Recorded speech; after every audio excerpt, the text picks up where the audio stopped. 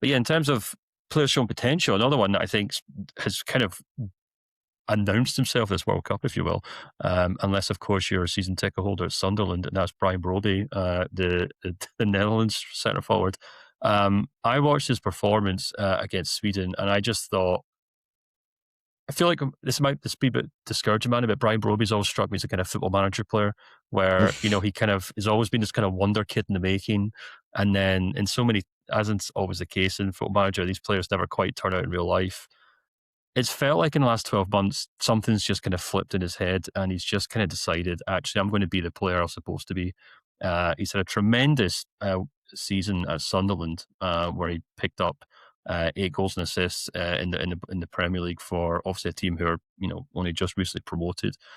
His market value shot up to about 30 million euros, and we're talking about a player here who I was just checking before we actually started recording. His record for the Dutch national team is really, really impressive, actually.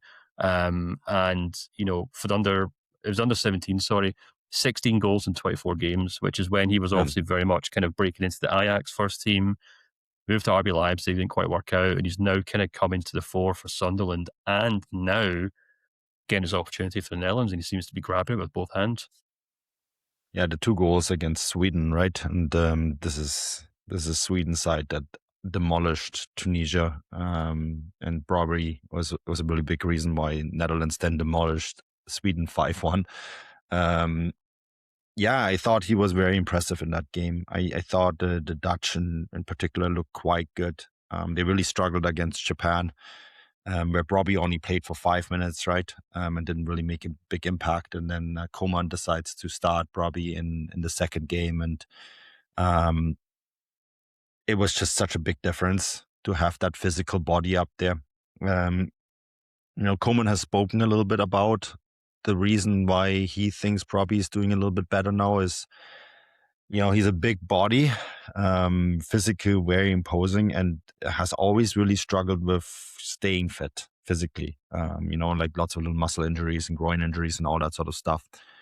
And he feels that he's now kind of gone past that. You look at his record for Sunderland, he's starting in a lot more games.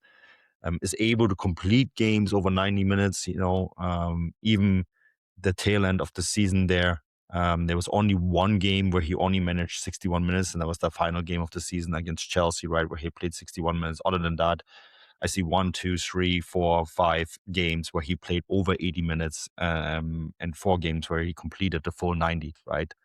And Koeman mentioned that is something that's really changed this year, and that has helped him to just be fitter and be more stabilizing his body. And that when you think back about the time that he had at Ajax early on, and then he went to Leipzig, right? And that Leipzig thought they had a good player, but then he quickly wanted to go back to Amsterdam, and they kind of were forced into that. And you could always tell, yeah, he was really good, but then he was on and then he was off. And I think that is the thing that's maybe changing a little bit right now. And for the Netherlands, that's a great thing to have because, he's only still 24. And if he can really stabilize his career going forward, I think we're looking at quite an amazing prospect here. And unfortunately for Sunderland, maybe a player that they're going to have a hard time keeping. Yeah, I'd say so. But you're absolutely right. I think if you look at who the Netherlands have in attack, they've got a lot of very technical wingers, second strikers, like I'm thinking like Daniel Malen, for example, Cody Gakpo, even maybe, I guess Xavi Simons, but obviously he's injured, but Somerville as well. They're all kind of more either wide forwards or second strikers. Broby's like the one player in that squad who strikes me as a very direct, very clear kind of penalty box striker. And I completely agree with you. I was just watching that Sweden game thinking Sunderland are going to make an absolute fortune off him this summer if he continues to score goals for them.